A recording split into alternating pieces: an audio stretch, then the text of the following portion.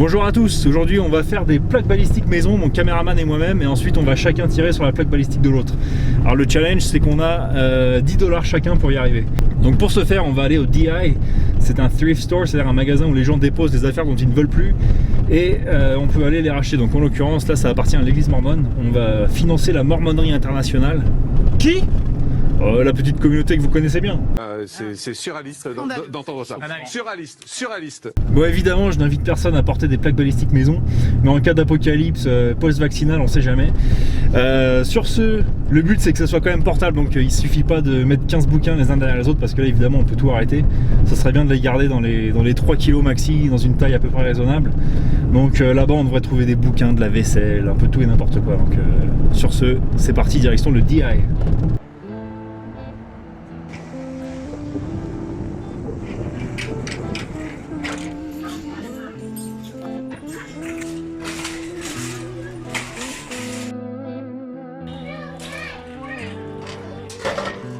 Ah, c'est assez épais, ça a l'air pas trop mal ça.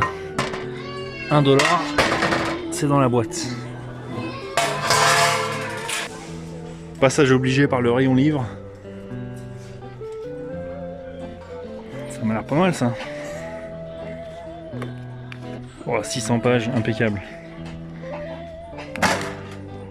En plus niveau poids c'est pas mal, ça reste portable.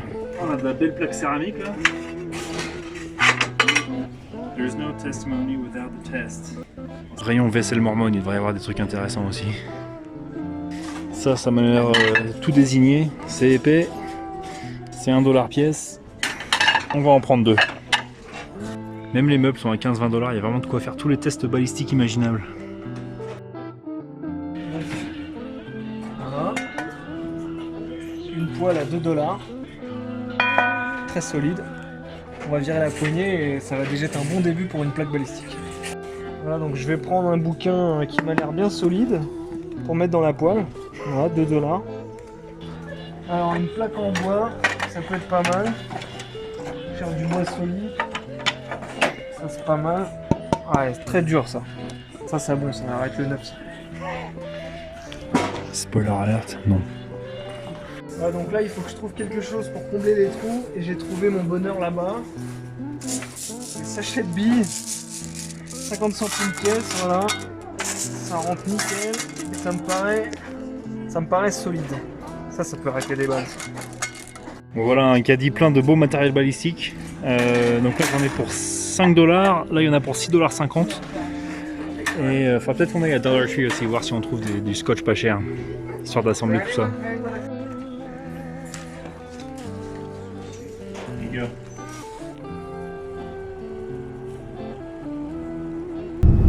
Bon, maintenant direction le Dollar Store, des magasins où tout est à 1$, histoire d'acheter du scotch, de quoi assembler nos plaques, etc.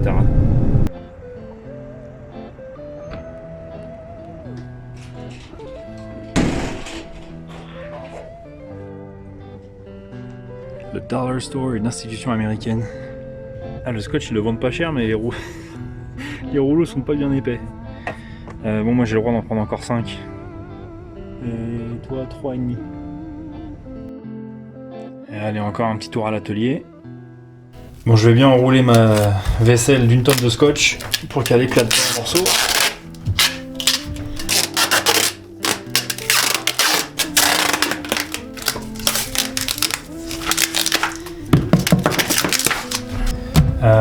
Le bouquin, ouais, j'imagine que je vais le scotcher aussi comme ça.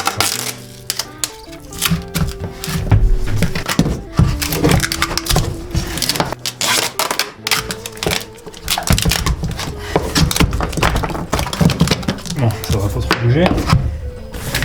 Maintenant, est-ce que je les chevauche un peu? Pourquoi pas après tout? Ça fera de l'épaisseur en plus vers le milieu. Ça me paraît pas être une mauvaise idée.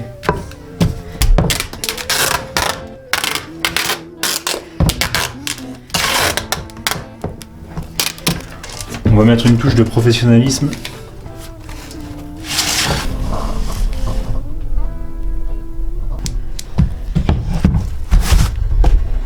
Vas-y, perce là où il y a les rivets là.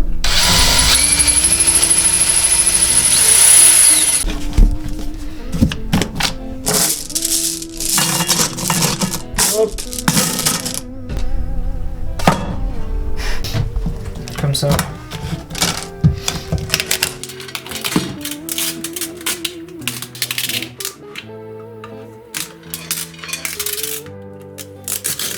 Bon, je trouvais que je m'étais pas appliqué, mais quand je vois le travail de qu'il nous a fait... Ah putain. Alors, bon, on est tous les deux à 3,5 kg. La tienne, elle doit faire 50 grammes de moins, mais elle fait aussi 200 cm² de protection en moins. Bon bah, on va partir dans les montagnes.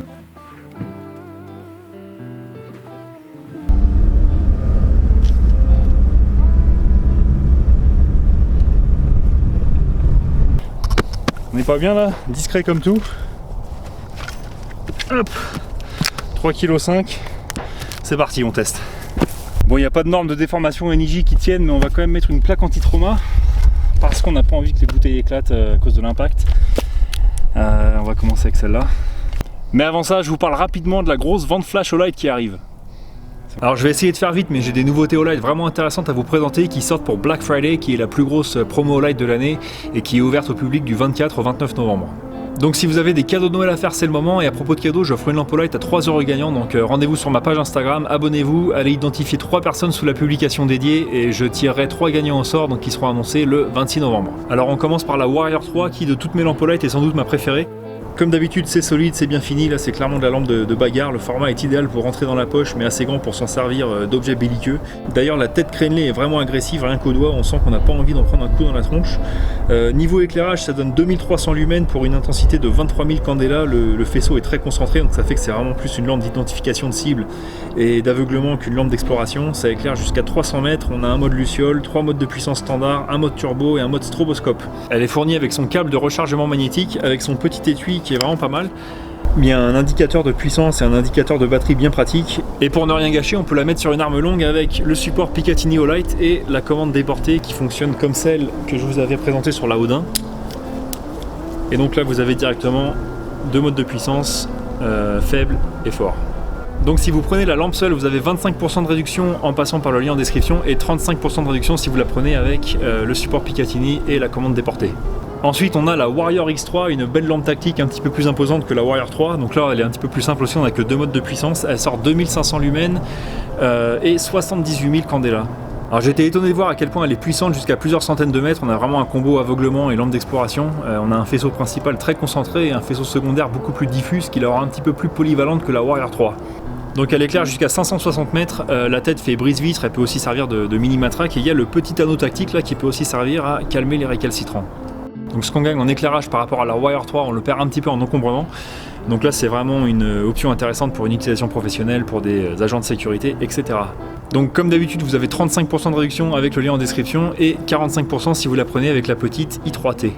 Ensuite on a la toute nouvelle Javelot Pro 2, donc là ça rigole plus, on a carrément une matraque qui sort 2500 lumens pour une intensité de 217 000 candela. Elle éclaire à plus de 1000 mètres, donc pour le coup c'est vraiment impressionnant. Donc les petits gars de la gauloiserie, on la commande en passant par mon lien et on se met au TLD de nuit puisque comme les deux Warriors, elle peut se monter sur une arme longue via le support Picatinny.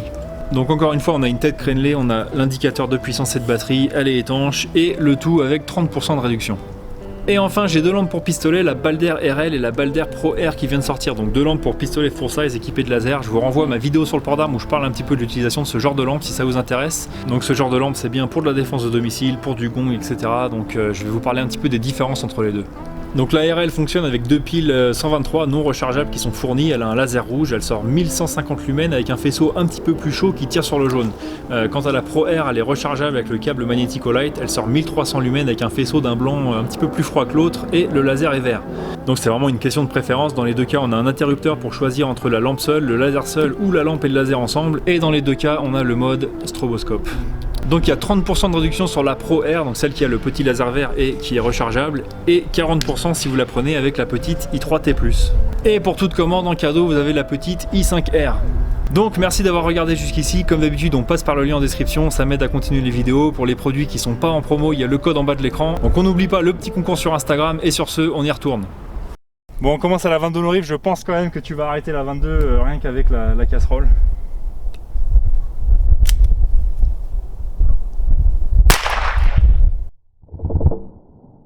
Donc la 22 n'a pas pénétré la poêle, mais on a quand même une belle bosse, hein. On est bien enfoncé déjà. on va passer au 9 mm. Bon, 9 mm avec le P365, c'est avec un canon de 3 pouces histoire de donner un petit avantage à nos plaques. Donc c'est de la FMJ 115 grains. C'est parti. Bon, je l'ai mis sur le côté histoire d'essayer de taper dans tes billes là, mais bon, ça va pas traverser, il n'y a rien derrière la plaque. Mais je sais pas où s'est arrêtée la balle, donc on ira la chercher tout à l'heure.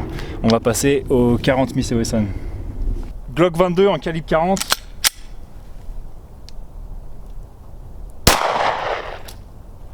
Bon, là il n'y a pas besoin de chercher bien loin, notre projectile de 40 est juste ici. Donc là ça a fait vraiment une grosse bosse, mais évidemment on n'a pas traversé. 44 Magnum. Oh, je suis impressionné. Voilà notre impact de 44, donc là on voit qu'il est bien allé s'arrêter dans le livre. Bon, j'avais emmené que 4 calibres d'armes de poing et j'ai emmené que la R15 en arme d'épaule, donc si ça arrête la R, ça arrête tout ce qu'on a aujourd'hui.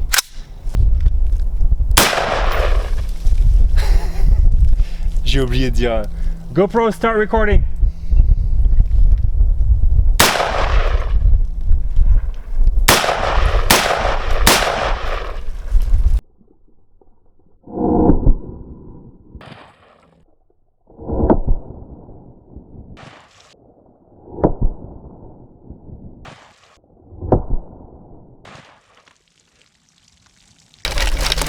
Et pour du niveau 3 à 10$, c'est pas mal, ça arrête pas de la R, mais on va essayer d'aller voir à quoi ressemblent un petit peu les dégâts à l'intérieur.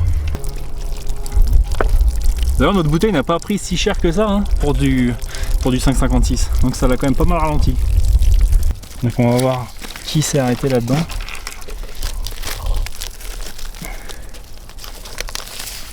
Ça serait bien notre 44. Donc il a fait 175 pages quand même.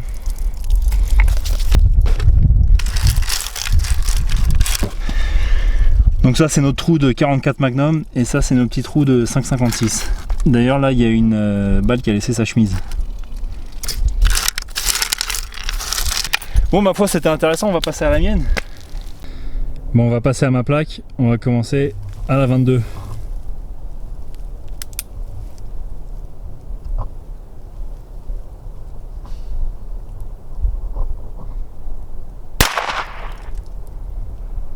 « 22 deuxième, ma plaque est intacte puisque tu l'as mise à côté. » C'est pas vrai. Coupe ça au montage. Cette fois ça a bougé. Bon, comme prévu, la céramique est un petit peu abîmée. On va pas passer au 9, on va passer directement au 40. Glock 22 en 40.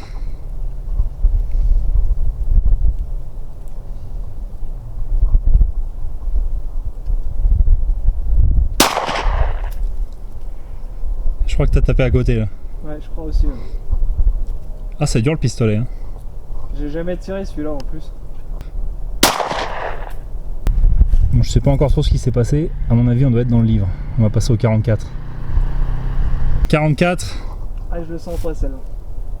Allez, ta plaque elle explose là. Bon, là notre vaisselle elle a eu mal. On a vraiment un beau trou d'entrée. On a dû s'arrêter dans le livre encore une fois. Derrière, on est intact. On passe à la R15. AR15 au 5,56. Ah, c'est l'heure de vérité.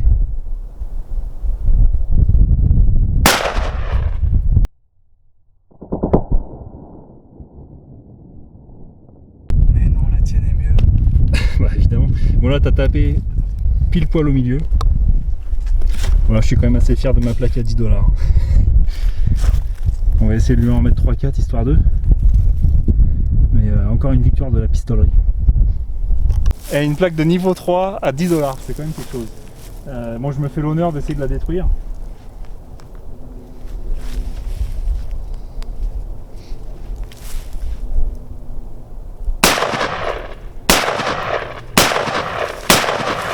Voilà.